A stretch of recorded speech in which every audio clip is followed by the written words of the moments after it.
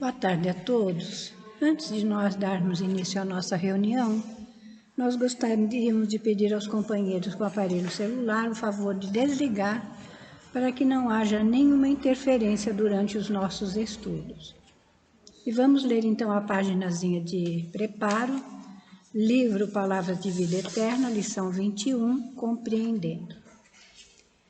Temos, porém, este tesouro em vasos de barro, para que a excelência do poder seja de Deus e não de nós. Paulo, segunda carta aos Coríntios, capítulo 4, versículo 7. Sigamos compreendendo.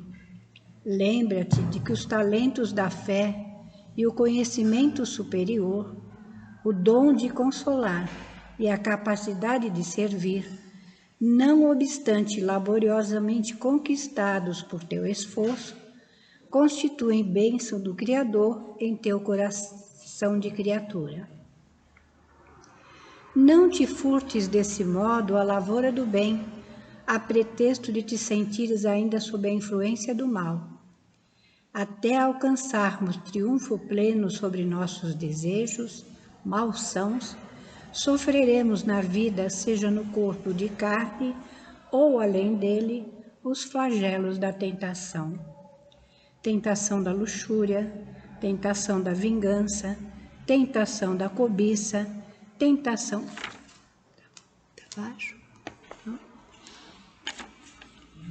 Tentação da cobiça, tentação da crueldade. Tentações de todos os matizes que emergem do poço de nossos impulsos instintivos ainda não dominados.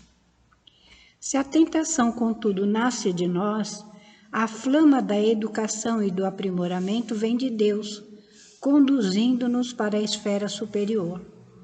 Não te espantes assim à frente do conflito da luz e da treva em ti mesmo. Segue a luz e acertarás o caminho.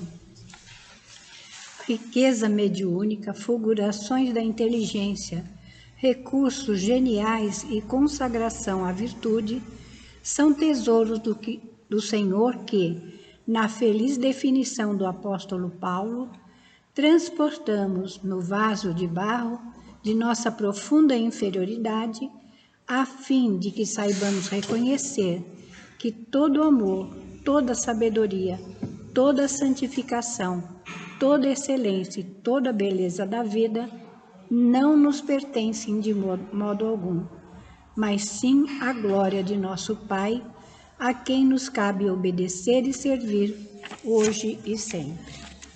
Graças a Deus. E eis-nos aqui, Senhor, nos apresentando para a tarefa que Tu nos confias nesse momento a todos nós.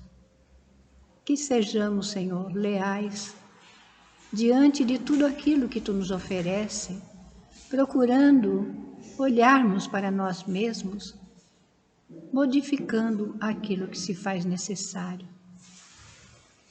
Trazemos velhos hábitos do passado e hoje estamos, Senhor, nos esforçando para eliminá-los e conseguir as virtudes que nos são necessárias. Ajuda-nos, Pai, neste processo, para que possamos vencer a nós mesmos. Abençoa a nossa Sandra, que nos trará o estudo do Teu Evangelho na tarde de hoje. Que ela possa ser inspirada e intuída pela Tua bondade e pelo Teu amor sempre. Abençoa a nossa Marilena, que nos trará o estudo e o comentário do Fonte Viva, que ela também seja, Senhor, intuída e inspirada para que nos traga o estudo. E assim, profundamente gratos pela Tua bondade, te pedimos que seja em Teu nome, em nome de Maria, em nome de toda a direção espiritual da Casa do Caminho, e acima de tudo e sempre, em nome de Deus nosso Pai, que encerrando essa prece, possamos dar início à nossa reunião da tarde de hoje. Que assim seja, graças a Deus.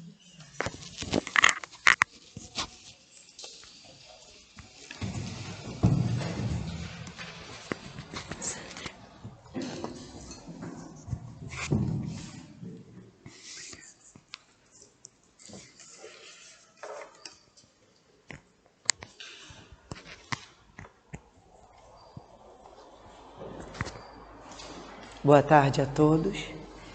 Sejam todos bem-vindos a essa casa de amor, de luz, de acolhimento, de paz. Que possamos aproveitar a tarde de hoje, tendo bons pensamentos, vibrando em amor por todos, pela humanidade, querendo sempre o melhor para todos que chegam perto da gente, necessitados de amor, de amparo, de carinho, de acolhimento. Que tenhamos esse olhar para poder ajudar a todos, inclusive a nós mesmos, né? Então, hoje a gente vai dar continuidade ao capítulo 28, que é coletânea de preces. É um capítulo que tem 84 itens e nós estamos no 77. Então a gente vem falando de prece desde o item 1 desse capítulo e semana que vem a nossa querida Ana Virgínia, né, finaliza e a gente retorna e vamos começar, né, a estudar novamente. Então, o texto de hoje vem falar sobre prece pelos doentes. Então nós vamos ver prece pelos doentes, prece dita pelo doente, prece dita pelo médium curador. Então, o que Kardec faz? Primeiro ele introduz, né? Ele faz, através do prefácio, uma história breve, contextualiza do que trata o assunto. E depois ele introduz a prece como uma sugestão, não é? Porque a gente sabe que a prece, ela não é algo decorado. Ela é algo que tem que partir de onde? Do coração da gente. Com sentimento, com verdade, com alegria mesmo, não é? Então, a gente não pode fugir desse tema tão importante na nossa vida, que é o poder da prece. O que ela faz? Aonde ela atinge? Como é que ela deve ser feita? E a gente então traz um trecho do Momento Espírita que tem como título o Poder da Prece. Então nesse trecho, nesse texto, ele vem contar a história, vou resumir, de uma senhora que ela então, com um marido debilitado, passando necessidade, ela tem, não sei, não me lembro bem se eram 6 ou 7 filhos, e ela chega, vai pedir ajuda num armazém. Não sei nem se hoje tem essa palavra. No meu tempo, no nosso tempo, tinha, né, armazém, quitanda. Hoje em dia é diferente, é mercado, é supermercado. Mas vamos lá, é tudo atual, não é? Então essa senhora chegou a um armazém que era perto da sua casa e pediu ao proprietário se ele podia ajudá-la de alguma forma, com mantimentos. Não sei se vocês já conhecem essa lição. Chegando para o proprietário, pediu: você pode me ajudar? Eu não tenho como pagar agora essa ajuda de mantimentos para levar para minha casa, mas quando eu puder, com certeza eu irei retornar com pagamento. E o proprietário, então, claro que não permitiu. Mas que se você não tem dinheiro para pagar agora, imagina depois que você não trabalha, como é que você vai pagar?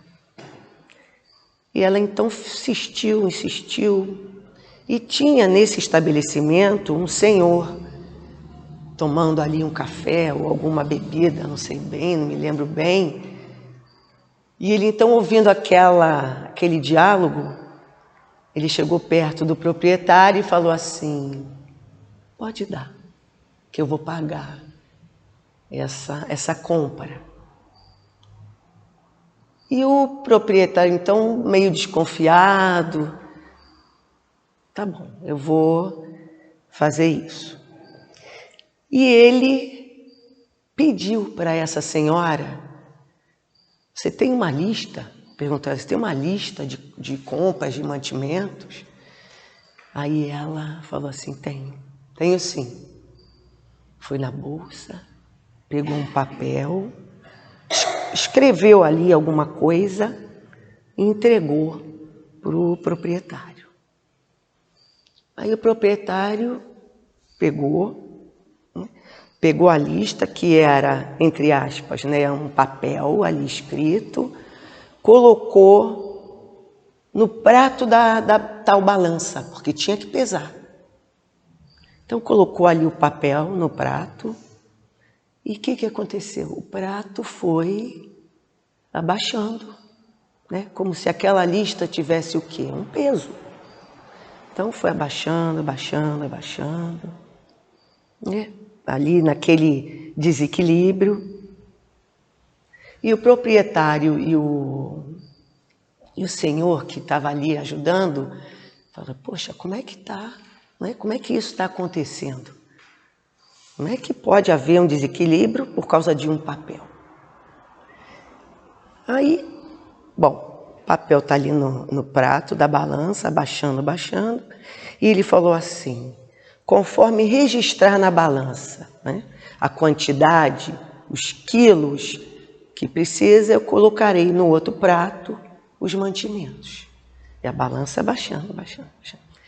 Bom, aí parou.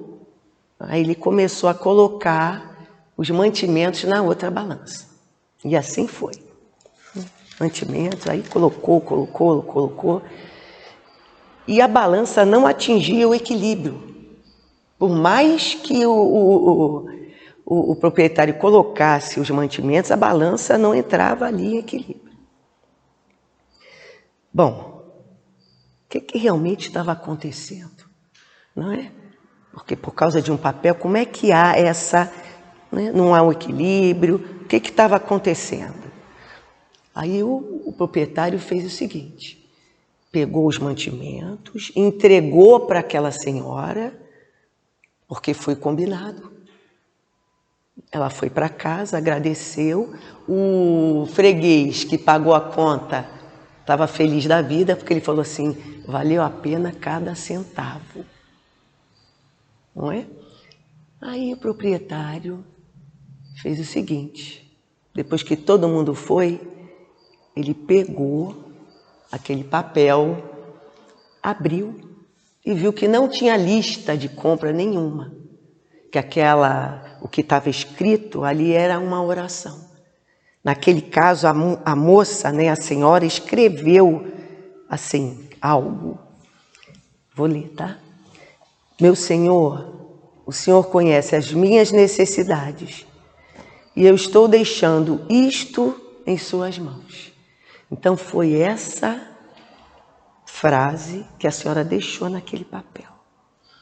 E o proprietário então chegou ali para perto da balança e viu, olhou: será que é só isso mesmo? Será que é só um papel? A oração tem tanto poder assim, não é? Aí ele viu que naquele momento a balança tinha quebrado. No momento que ele colocou o papel na balança, a balança quebrou. Então não havia como controlar, não é? Os mantimentos, né? Então nesse momento, aquele comerciante, aquele proprietário, ele raciocinou, né, em cima da situação. Então ele percebeu que só Deus, não é, sabe o quanto pesa uma oração. A gente vem estudando oração há quantas sextas-feiras, não é?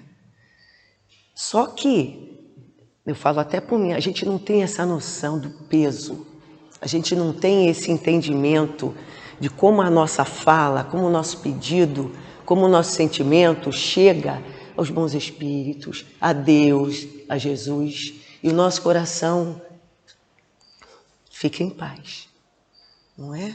A gente precisa ter esse entendimento e deixar que essas informações que chegam até nós, elas penetrem a fundo da nossa alma e do nosso coração. Muitas vezes a gente tem aflições na vida, eu falo assim, acho que todo momento, não é? A gente, claro que Deus é Pai, misericordioso, justo. É claro que não é o momento inteiro que a gente tem aflição, dor, sofrimento. Claro que tem aí a balança, não é? Do equilíbrio, da alegria, da felicidade. Mas quando a gente tem um momento difícil, a gente esquece de orar.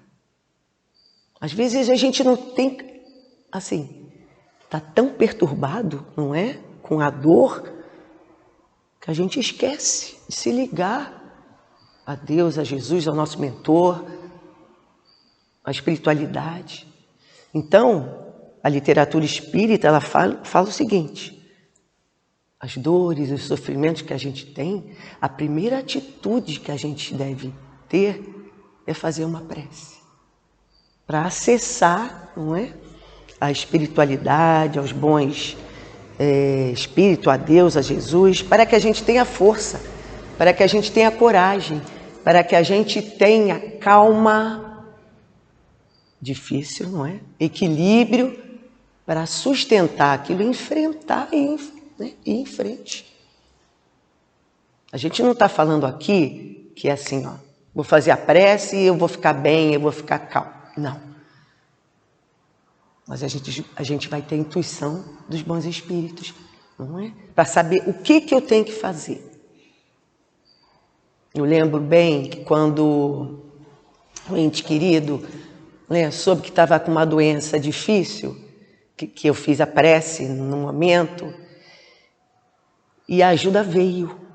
Liga para tal médico, não é? Liga para um médico específico. E graças a Deus a gente já conhecia esse médico. Então foi tudo que ajuda através da oração. Tenhamos certeza disso. Não é?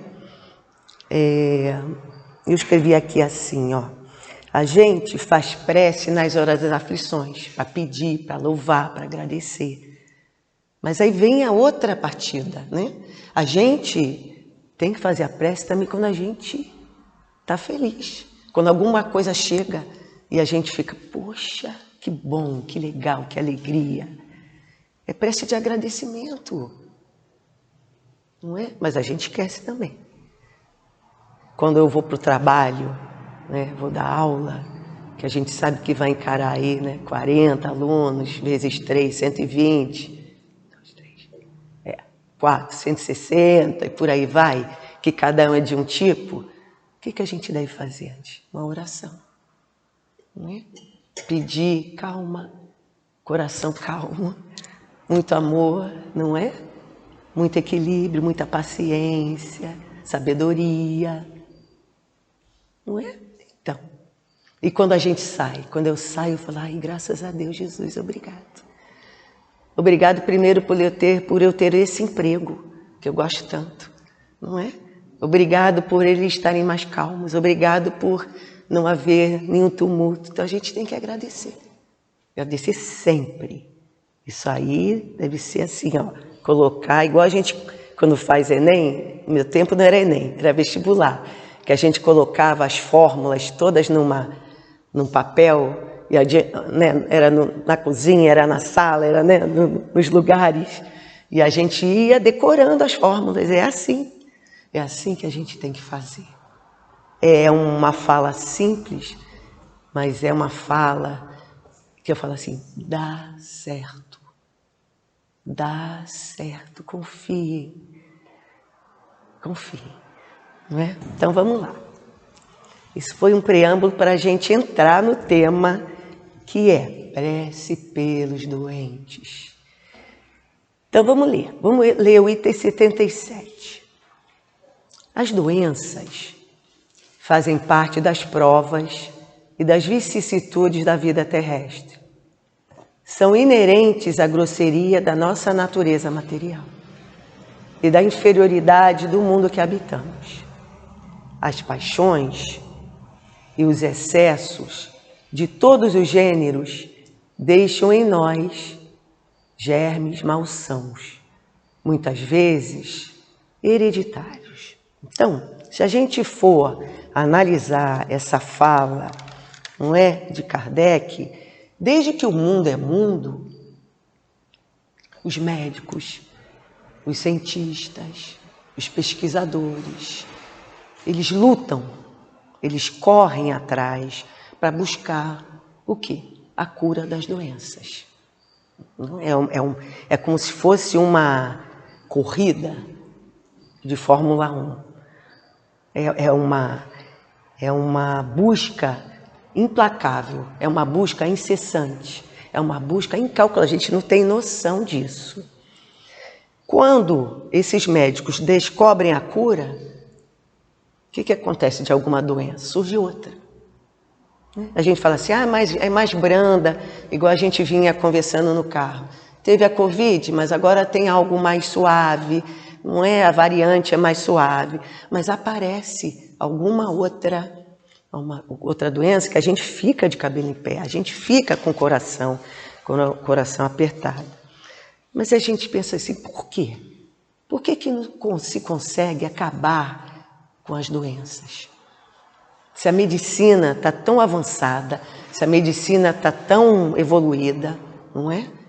Tantos aparelhos, assim, modernos, é ressonância que consegue ver até fio de cabelo, é o PET scan que analisa todo o teu corpo para ver onde tem o órgão que está mais debilitado. Então a medicina está aí avançando, mas por que não se consegue? Porque a medicina está focando no corpo, no efeito da doença e não a causa.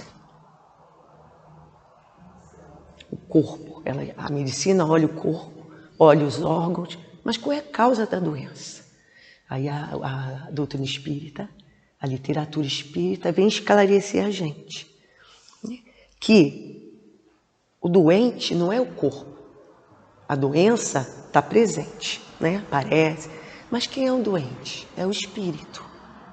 Somos nós. É o que a gente fabrica. Então, quando a gente vai no médico, ele fala, toma Novalgina, toma isso, toma aquilo, tá. É um paliativo, mas qual é a causa?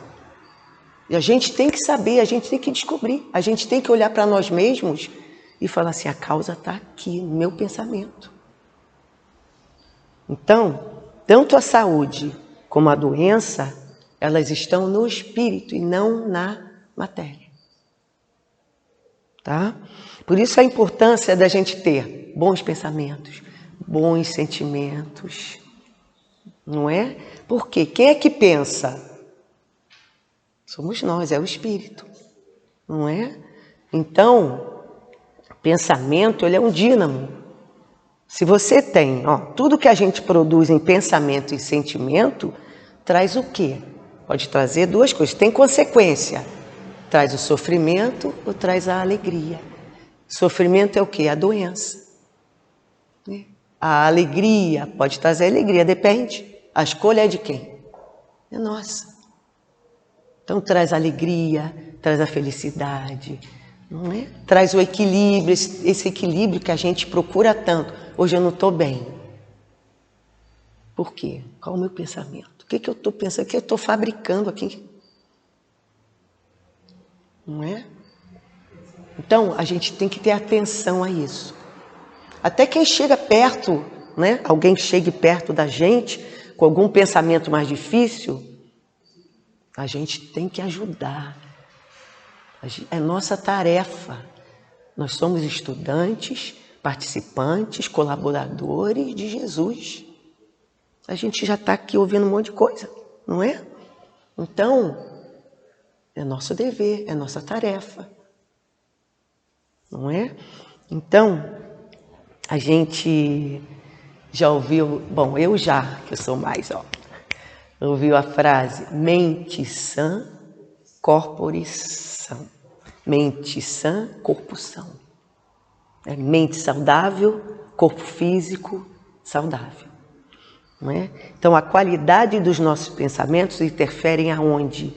Na nossa saúde, do corpo físico. Então, por exemplo, coloquei aqui algumas coisas. Né? Aquela pessoa, nem vou falar aqui um PC, alguém da minha família lá que já partiu, ela está ouvindo isso. Né? Aquela pessoa que sempre pensa que algo ruim vai acontecer. Algo de ruim vai acontecer. É uma fábrica de pensamentos difíceis. Aquela pessoa pessimista. Ela está atraindo o que para a tua saúde? Eles explicam, ó, perturbando o seu aparelho digestivo. Aquela pessoa que é revoltada, que é mal-humorada, que a gente fala assim, bom dia. Aí ela fala, bom dia por quê? Não é? Não tem essa história? Ela está se preparando para quê? O que ela está fazendo com seus órgãos, com a sua saúde? Se preparando para ter uma doença, uma úlcera. Então, tudo é produzido por quem? Por nós, não é? E o contrário, é aquela pessoa que é otimista, aquela pessoa que contagia com a sua alegria. Tem até uma música, não é? Contagia com a sua alegria. Ela produz efeitos o quê? Saudáveis no seu corpo, tá? Na sua saúde. Joana diz que tudo pode ser alterado pelo nosso pensamento. É interessante que quando a gente vai estudando, fechei até o olho para... A gente vem estudando para a palestra. Aí a gente começa a ficar enjoada, a gente começa a ter um monte de coisa. Dor de estômago, a gente não é... Um monte... Quando a gente começa a palestra, a gente não sente mais nada. É o quê? É o pensamento da gente também, não é? A responsabilidade que a gente, não é, tem. Então isso tudo interfere, não é, na nossa vida. Tem uma lição, um textinho de uma lição que fala assim: bem pensar é a elevada forma de viver. Alegria é saúde. Teve outra semana passada, eu e Helena, a gente deu boas risadas. Não é? A gente riu, eu falei, poxa, tá vendo como é bom a gente dar umas risadas de coisas bobas, não é? Às vezes coisas mínimas, coisas...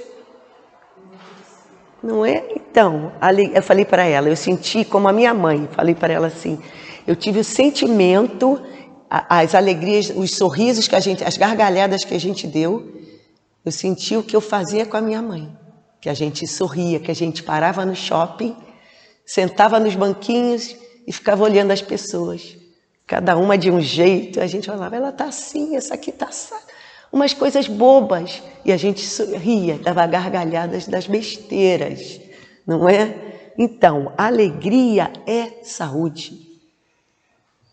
Podemos diariamente exercitar a substituição de maus por bons pensamentos. Nós podemos isso. Mudando o quê? Os hábitos mentais, modificando as preferências e escolhas de leituras, notícias, artes e informações, com as quais temos contato constante. Só se pode atirar fora o lixo mental que acumulamos desequilibradamente nesses tempos através de novos hábitos. Da busca de novas fontes de sabedoria. Orai e vigiai. A gente não ouve isso a todo instante? Orai e vigiai? A nobre expressão cristã aplica-se com perfeição nesse caso. A oração eleva os pensamentos, fazendo-os entrar em contato com questões mais nobres e profundas da vida. A vigilância faz-nos cuidar daquilo que anda em nossa mente, das cores impressas em nossos muitos pensares diários.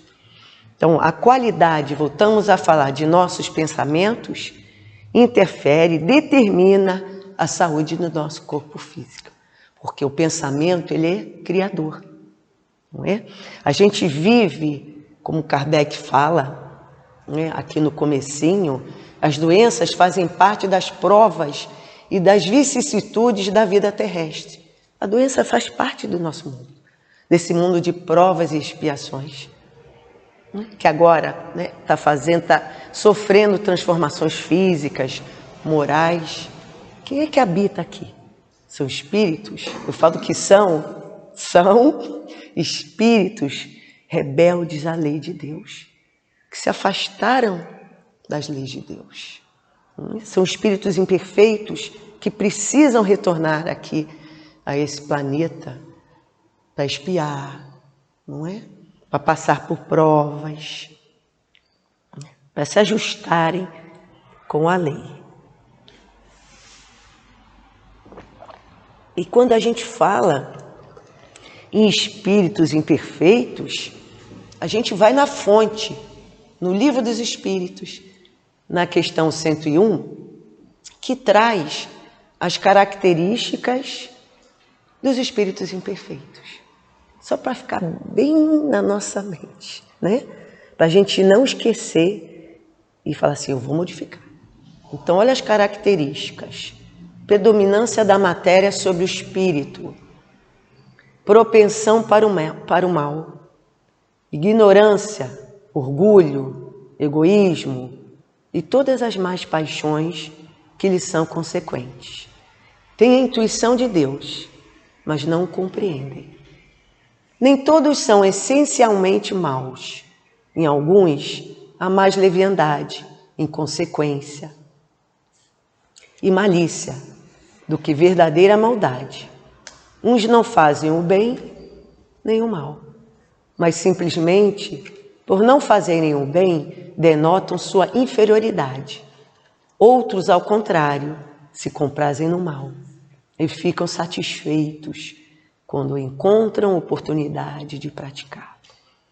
Aí a gente pensa, será que essas características são nossas? Nós vivemos nesse planeta, não é? Então, se a gente pensar bem, vamos pensar numa característica, numa imperfeição que o Evangelho vem a todo momento, né, mostrando que a gente deve combater, que é uma das maiores chagas, que é o entrave para que a humanidade caminhe, o orgulho. Se a gente botar a mão na consciência, a gente vai falar assim, eu penso muito mais em mim do que no outro, do que no próximo, do que no grupo, do que na coletividade, na sociedade. Primeiro eu, depois o outro. A gente ainda é assim, né? A gente ainda tem essa vírgula. A gente é mais frágil, né, do que, como ele fala aqui, somos frágeis moralmente. Então, a dor que chega até nós, ela é consequência de quê? Das nossas imperfeições. Por isso que a gente está a todo momento lutando, é um esforço hercúleo, né, de vencer aquilo que a gente traz cristalizado, orgulho, o ciúme, a inveja, a maledicência. Não é? Na semana passada, a nossa querida Vanderly falou o quê? Da gente estar aqui fazendo a palestra. A gente é endividado, as pessoas, não é que estão aqui fazendo palestra. A gente usou mal o quê? A nossa conduta, a nossa forma de falar. Então, a gente evangeliza, a gente dá palestra, a gente é professor. Então, é uma gama de situações, ou conserta, ou está esperando o quê? Não é? De vez em quando a gente leva um puxão de orelha, porque está no caminho, vigiar, menina, não é? Então, a gente tem que estar atento.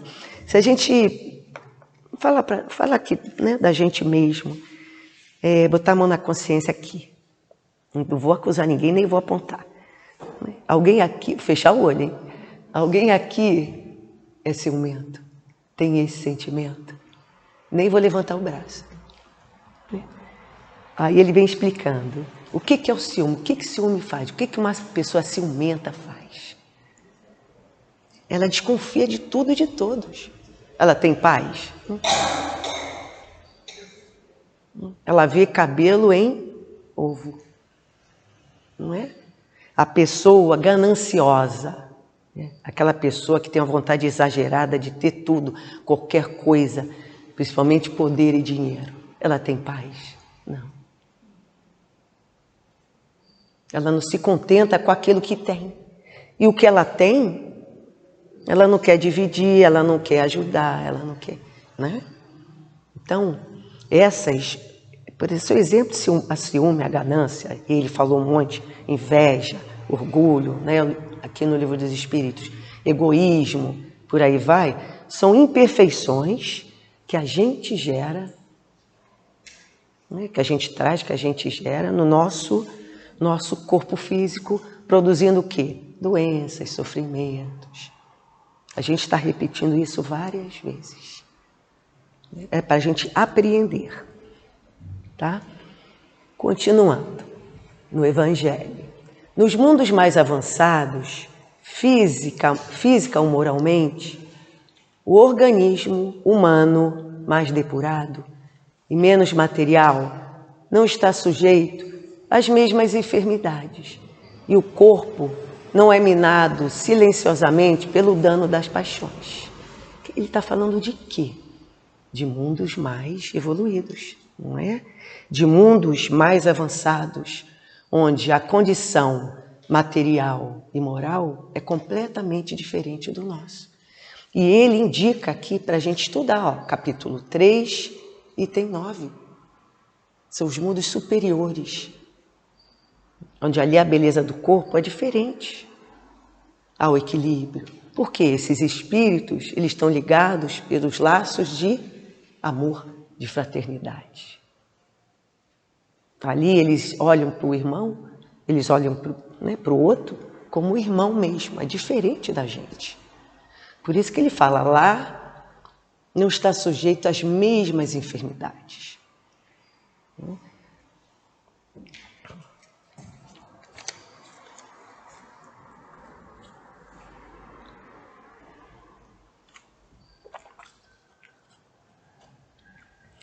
É preciso, portanto, nos resignarmos a sofrer as consequências do meio em que a nossa inferioridade nos coloca, até que tenhamos mérito para mudar a situação. Isso não nos deve impedir de, enquanto esperamos pela mudança, fazer o que depender de nós para melhorar a nossa situação atual.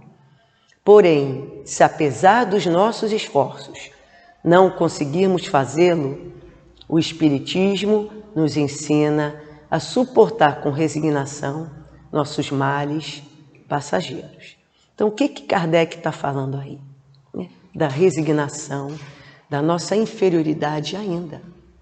Então, as nossas imperfeições, elas colaboram para quê? O nosso pensamento, as nossas vibrações colaboram para que o planeta esteja difícil, fique difícil. As nossas imperfeições, o que a gente traz, colabora. À medida que a gente vai se conscientizando que a gente precisa melhorar os sentimentos, as atitudes, o comportamento e ver o outro como o nosso irmão, eles falam, aí sim, teremos o mérito de mudar de quê? De meio. Quando a gente fala assim, um planeta de provas e expiações, vai passar para a resignação. Resignação, né?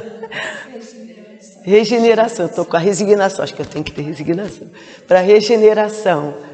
Como é que isso vai ser assim? Não, os habitantes do planeta é que vão fazer com que isso aconteça.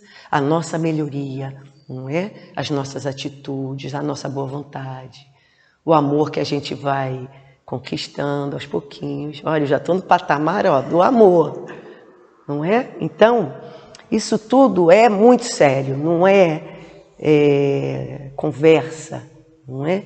Quando eu estava estudando esse parágrafo, me veio assim muito aqueles atletas que participaram da Paralimpíada, não é? Das Paralimpíadas. Agora a gente não é Paraolimpíada, é Paralimpíadas. Agora se fala assim. Mas por que, Sandra? Porque todos eram portadores de alguma deficiência, ou sensorial, ou física. Mas o que eles ensinaram para o mundo? A superação, a viver, não é? Eles falam assim, que é possível realizar sonhos, que é possível viver mesmo com as limitações e as dificuldades que eles tinham. Eles deram um banho de superação, de alegria, né? De vontade de viver, de determinação e perseverança. Então, como se pode ser feliz em meio a tantas dificuldades que a gente via? Não sei se vocês tiveram a oportunidade de ver. Quem não viu, pega lá na internet que ainda tem, não é? Os vídeos. Então, como se pode ser feliz em meio às dificuldades que eles apresentavam? Aí eu fiquei pensando, poxa, quantos nãos eles receberam, não é? Quantos lixos foram depositados neles com palavras, não é? De você não é capaz. Que sonho é esse que você tem? Não. Quantas palavras de desamor, de tirar a esperança, de tirar a vontade de viver mesmo. Você não é capaz de fazer isso. Até eu acho que esses espíritos, eu sei que vêm, né, com um preparo, né, uma força, uma garra. Outros não é? E quantos ouviram assim para que eles abandonassem aquele sonho? E quando a gente fala em sonho, a gente procura trazer algo do nosso dia a dia. Então, a gente busca uma lição que tem a ver, que está muito perto da gente, que, do livro do Roberto, que fala assim, voe para o seu sonho. Então, quando eu li isso aqui, eu fechei os olhos e vi cada um daqueles atletas, ensinando ao meu coração o que é ser determinado e como é vencer uma luta. Então ele fala assim, Roberto, sempre que começo a melhorar na carreira, percebo que provoco inveja nos colegas. Procuro não me deixar influenciar por isso. Mas, na verdade, esses sentimentos negativos acabam me contaminando. O que eu devo fazer? Infelizmente, a inveja, o ciúme, a traição, todos esses sentimentos existem e aparecem sem que a gente queira. Estão conosco, não é? E sabe o mais triste de tudo isso? É que muitas pessoas que poderiam estar no pódio se rebaixam para rebater seus detratores e deixam de realizar o seu sonho para brigar com o outro que foi mesquinho. Não caia na tentação de baixar o nível de suas ações para responder a uma provocação de quem não merece atenção. Aí Roberto vem contar. Há uma história que adoro, que exemplifica bem o que eu estou dizendo.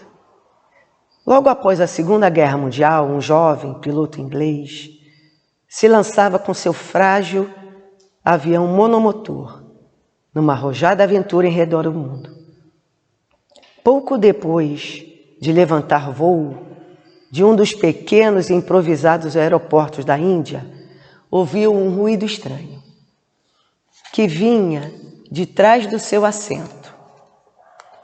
Percebeu logo que havia um rato a bordo e que ele, ao roer a cobertura da lona, iria destruir o avião. Sua primeira reação foi pensar em voltar ao aeroporto para se livrar do perigo trazido pelo inesperado passageiro. Algo dentro do seu coração, contudo, lhe disse que voltar não era a melhor atitude.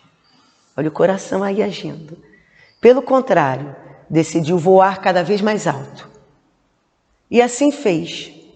À medida que o avião ganhava altura, os ruídos do rato roendo a lona foram cessando, até que finalmente desapareceram. O perigo tinha passado.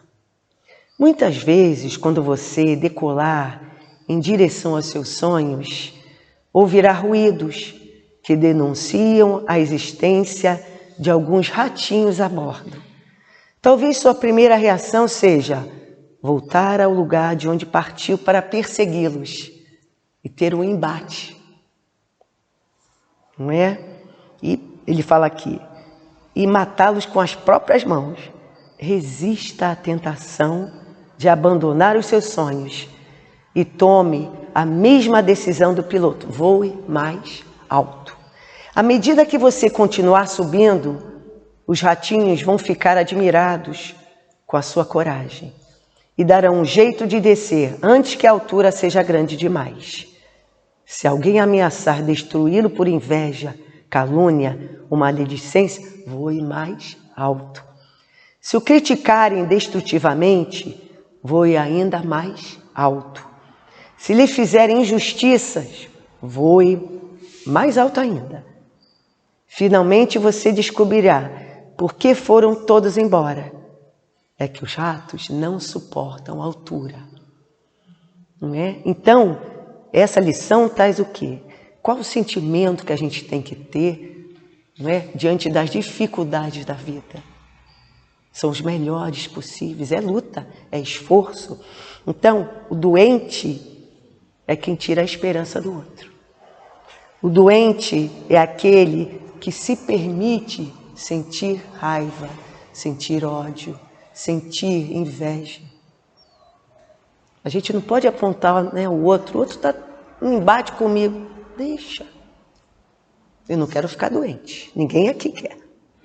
Não é? Então, que a gente pense nisso, coloque na nossa vida e fique mais calmo, mais equilibrado, não é? Diante das adversidades, né, que a gente encontra. Vamos continuar.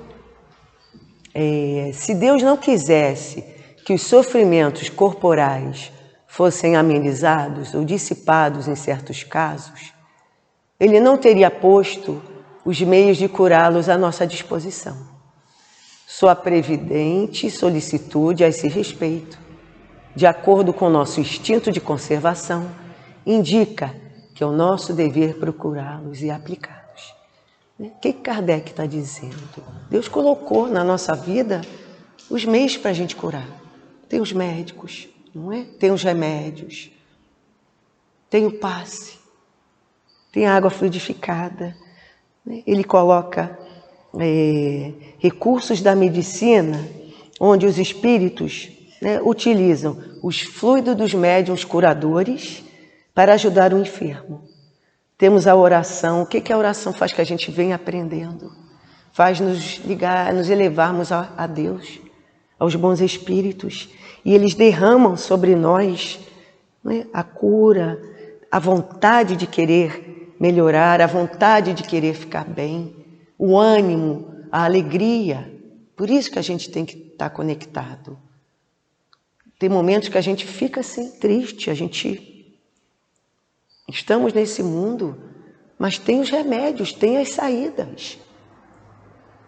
Tem programas para a gente ver, programas bons, literatura, tem música boa para a gente ouvir, não é? Tem shows, tem literatura, tem curso na casa espírita, não é? Tem a literatura espírita que você, por acaso, abre ali uma página, né, do Fonte Viva, de qualquer livro espírita, está ali uma mensagem que você fala, graças a Deus, e vai ficando melhor.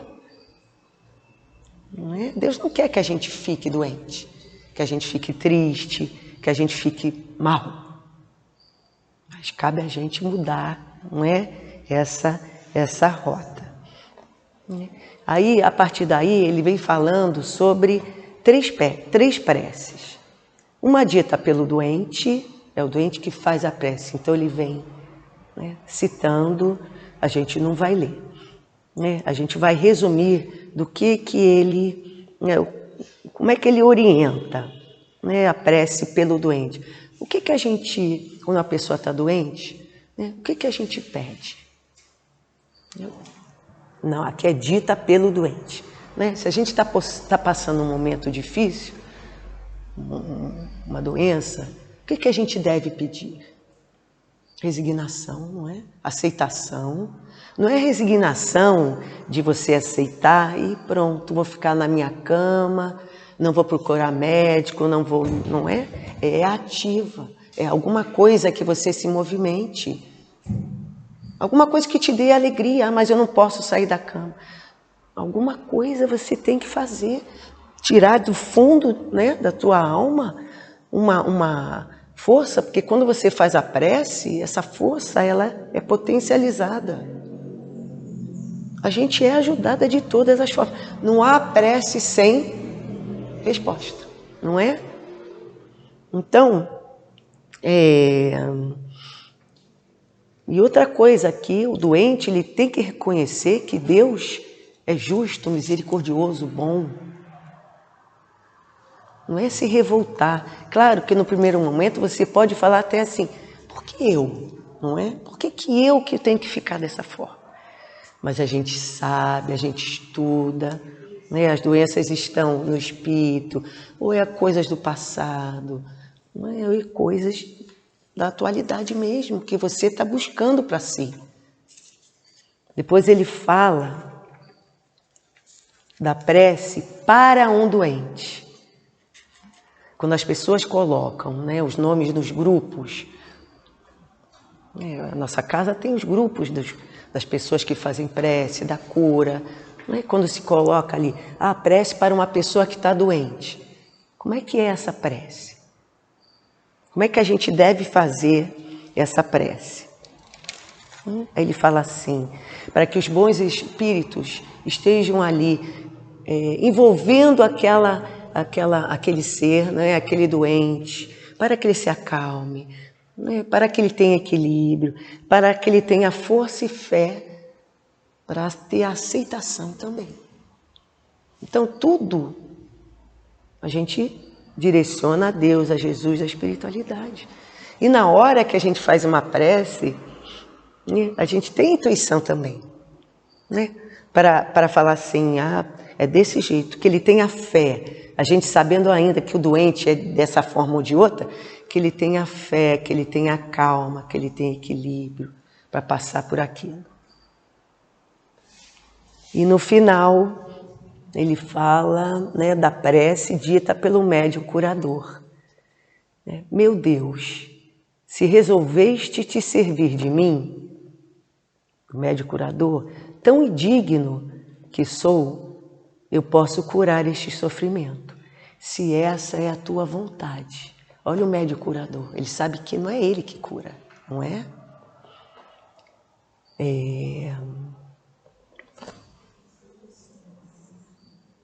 Está aqui. Se essa é a tua vontade, porque eu tenho fé em ti, mas sem a tua assistência eu nada posso. Permite que os bons espíritos me envolvam com seu fluido salutar, para que eu possa transmiti-lo a esse doente. E afasta de mim qualquer pensamento de orgulho, de egoísmo, que poderia alterar a pureza daqueles fluidos, né? A pureza daquela situação. Então, o médium curador, né, ele sabe que não é ele que cura. Ele sabe que ele não pode se deixar, não é, envolver pelo orgulho, pela vaidade. Então, e que quem cura, aqui está bem explícito, não é? Não é ele, é Deus, não é Jesus, de acordo com o merecimento, de acordo com o que cada um precisa. Então, a gente vai deixando que essas palavras todas, né, ditas, esse estudo mesmo, dito, trazido, a gente sabe que a gente tem muita intuição, a gente é ajudada de todas as formas quando a gente se propõe a ter boa vontade, a fazer uma palestra, um estudo, algum movimento, algum trabalho do bem. A gente tem que estar sempre agradecido, não é? Então agradeçamos sempre por estarmos aqui reunidos, com o coração tranquilo e ter a certeza que quando a gente sair daqui, a gente já está diferente. A gente já vai estar, olha eu me arvorando em falar, mais leve, mais calmo, mais amoroso, não é? Obrigado pela atenção. Que Deus guarde a cada um de vocês. A gente agora vai passar a lição 133 do livro Fonte Viva, psicografado por Francisco Xavier, pelo Espírito de Emmanuel. Que tendes? Quantos pães tendes? E disseram: 7. Segundo Marcos, capítulo 8, versículo 5. Quando Jesus, à frente da multidão faminta, indagou das possibilidades dos discípulos para atendê-la, de certo procurava uma base a fim de materializar o socorro preciso. Quantos pães tendes? A pergunta denuncia a necessidade de algum concurso para o serviço da multiplicação. Conta-nos o evangelista Marcos que os companheiros apresentaram-lhe 7 pãezinhos, dos quais se alimentaram mais de 4.000 pessoas, sobrando apreciável quantidade. Teria o mestre conseguido tanto se não pudesse contar com recurso algum? A imagem compele-nos a meditar quanto ao impositivo de nossa cooperação, para que o celeste benfeitor nos felicite com os seus dons da vida abundante. Poderá Cristo edificar o santuário da felicidade em nós e para nós, se não puder contar com os alicerces da boa vontade em nosso coração? A usina mais poderosa não prescinde da tomada humilde para iluminar um aposento. Muitos esperam o milagre da manifestação do Senhor, a fim de que se lhes sacie a fome de paz e reconforto. Mas a voz do Mestre no monte continua ressoando inesquecível. Que tendes? Infinita é a bondade de Deus. Todavia, algo deve surgir de nosso eu em nosso favor, em qualquer terreno de nossas realizações. Para a vida mais alta, apresentamos a Jesus algumas reduzidas migalhas, de esforço próprio, e estejamos convictos de que o Senhor fará o resto. Graças a Deus. Os médios agora vão se posicionar. Chegou o momento do passe. Deus, nosso Pai,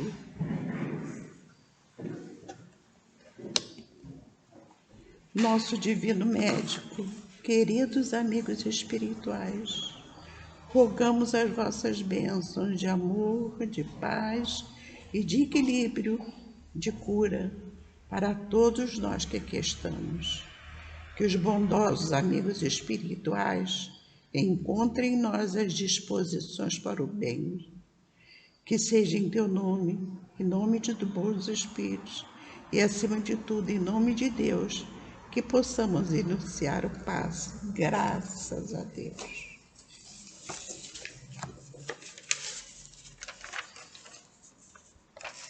Que tendes? Em qualquer terreno de nossas realizações para a vida mais alta, apresentamos a Jesus algumas reduzidas migalhas do esforço próprio e estamos convictos que o Senhor fará o resto. Em qualquer lugar do mundo, o esforço sempre será a mola propulsora do progresso. na qualidade de criaturas em trânsito pelas estradas da terra, em romagem de experiências, jamais poderemos olvidar a necessidade do empenho pessoal em busca das conquistas que nos apontem o reino de angelitude. Ninguém possuindo plena consciência de suas obrigações em crescer por si mesmo poderá esperar que as coisas aconteçam por acaso.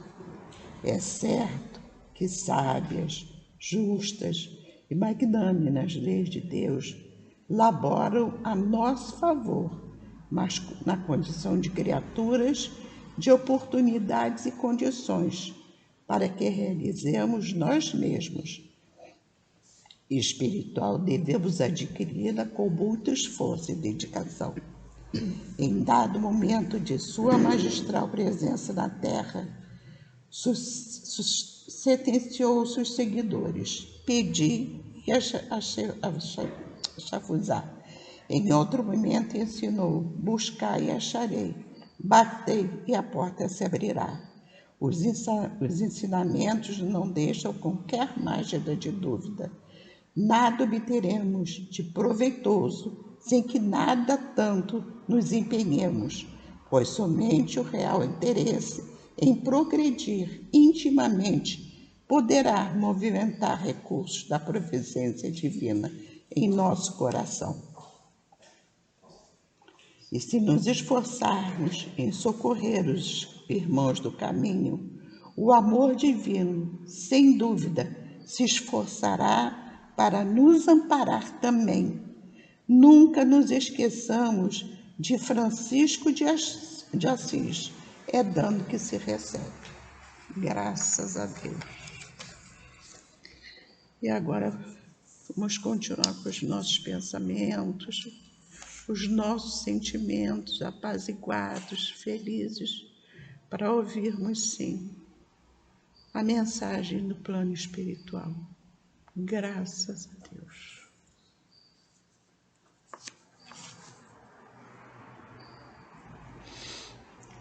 Bondade, com certeza, não faltarão. Porque Jesus, o nosso pastor, prometeu ao Pai que estaria com cada ovelhinha para trazê-la novamente ao aprisco do Pai. Somos espíritos imperfeitos, mas com desejo enorme de acertar.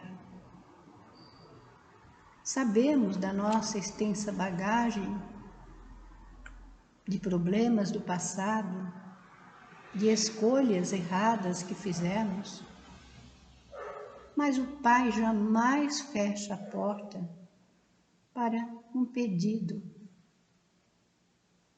que Ele possa vir ao nosso encontro, nos auxiliando a vencermos as nossas inferioridades, a lutarmos contra as nossas imperfeições. Por isso temos que estar sempre fazendo essa ligação com Ele, louvando, pedindo, agradecendo, mais agradecendo, porque somos muito felizes por estarmos diante desta doutrina que nos norteia os passos, nos mostra o caminho que devemos percorrer. E Ele também faz com que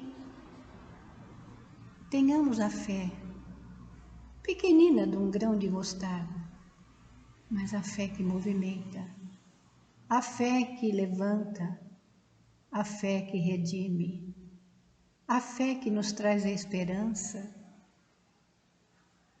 Sim, para dias melhores, para que através dos nossos pensamentos e sentimentos possamos colaborar com a melhoria do planeta. Através dos nossos exemplos, através de tudo aquilo que Jesus nos ensinou, e continua nos ensinando. Então, não percamos a fé, não percamos a coragem. E aqueles que se encontram doentes do corpo e da alma, que o Senhor possa sustentá-los, dando-lhes a paciência necessária, a aceitação daquilo que não se pode modificar. Porque tudo está certo, no lugar certo e com as pessoas certas. O Pai não pune a ninguém. O Pai dá oportunidade de nos reeducarmos e sermos melhores. E é esse contato que temos que fazer uns com os outros, nesse aprendizado de melhoria, tanto nossa como do planeta. Então vamos colaborar para que isso ocorra. Desenvolvamos a paz em nós, irradiemos a paz aos nossos semelhantes. Evitemos comentários chocosos, comentários infelizes. E vamos elevar sempre o nosso pensamento ao Pai, pedindo a ajuda que necessitamos.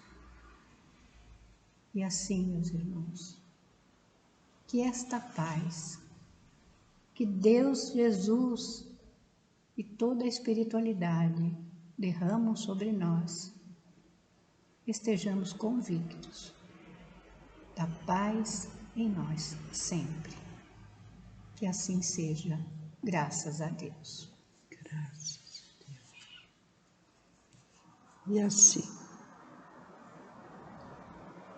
felizes, com os nossos corações felizes, por todo o estudo que ouvimos na tarde de hoje, agradecidos por todos os amigos espirituais que nos permitiram estarmos aqui nessa casa, nesta tarde de sexta-feira, para ouvirmos, sim, todo esse ensinamento deixado pelo nosso Mestre. Ajuda-nos a seguirmos, a refletirmos e adentrar dentro de nós todo esse ensinamento. Que seja de teu nome, Jesus, em nome de todos os amigos espirituais que aqui estiveram, aqui estão e aqui vão permanecer abençoando essa casa. E acima de tudo, em nome do nosso Mestre, Jesus e Deus nosso Pai, possamos encerrar o estudo desta tarde. Graças a Deus. Graças a Deus. Você vai falar da bolsa? Da bolsa, do kit. O que eu falo? A gente queria lembrar que a gente está na campanha do Natal, das nossas bolsas de Natal, né? Graças a Deus, a gente já passou, quem esteve no encontro, viu, a Sueli não veio no encontro? As bolsas das crianças, dos jovens, a gente conseguiu passar, já passamos os idosos também, agora a gente está passando a das crianças. Começou ontem a passar, então quem tiver interessado numa bolsa de criança, e tem também um item, todos sabem que as nossas assistidas, elas recebem no final do ano, uma bolsa diferente, né? Ela vem com um kit de um frango, um chester, um panetone e um negocinho suíno, um lombo suíno, né? E esse kit ficou para a gente por R$120. Já foi pago, tivemos que pagar para segurar, né? Porque as firmas mandam para a gente, os fornecedores mandam para a gente aproveitar a oportunidade, né? No preço mais baixo, que a gente já sabe. Eles sabem que a gente todo ano reserva. Então já pagamos, então a dívida ficou de quase R$8.000, mas dá uma porcentagem de R$ 120 por cada pessoa, tá? Então, nós vamos passar também, eu acho que a partir de hoje a Fátima já botou no Instagram, não sei, na internet, eu não entendo isso, tá bom? E mais tarde teremos também, depois que isso tudo se acalmar, o trabalho, a campanha do morador de rua, do Natal do morador de rua. Mas é assim, né? Aos pouquinhos, né? A gente vai contemplando todo mundo, né? As crianças, os jovens, os idosos, morador de rua, as famílias assistidas. Já pensou? A gente, graças a Deus, a gente senta na nossa mesa de Natal, aí fica para o dia seguinte, né? Aí no dia depois ainda tem comida, aí já tem um cheirinho assim que a gente já não sabe o que vai fazer com aquilo. Agora já pensaram as nossas assistidas aqui, que a gente sabe da dificuldade delas receber um chester, um lombo suíno, um panetone. Gente, um arrozinho, todo mundo tem, porque eles vão ter a cesta básica, né? Já pensou? Ai, dá uma alegria na gente, não dá? Tá Esse sim. é o Natal de Em Jesus, todos né? nós, é o Natal de Jesus, com certeza.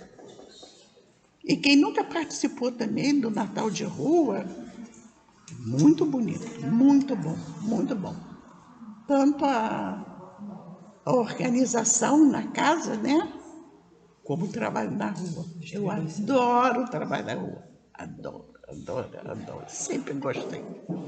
Muitos anos eu continuo indo. Continuo indo. Isso aí. Que nós possamos todos voltar aos nossos lares depois, debaixo da proteção, do amparo, do sustento do nosso Mestre. Graças a Deus.